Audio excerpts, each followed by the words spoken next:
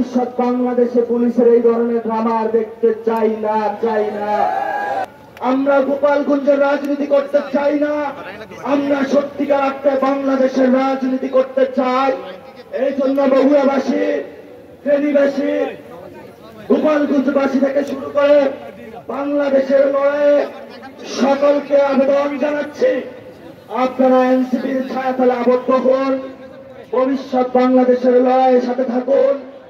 এই তরুণ যুবা যারা একত্রিত হয়েছে তাদের ঐক্যবদ্ধ লড়াইয়ে সাহসী প্রেরণা যোগদান করুন। 5 তারিখে যেভাবে আপনারা ঐক্যবদ্ধভাবে ছিলেন ভবিষ্যতেও থাকবেন।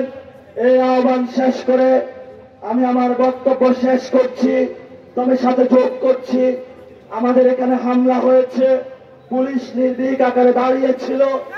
যখন হামলা করে আমাদের ভাইদেরকে মারা হয়েছে তখন পুলিশ এসেছিল।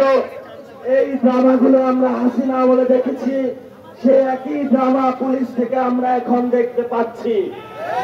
আমরা ভবিষ্যৎ বাংলাদেশে পুলিশের এই ধরনের ড্রামা আর দেখতে চাই না।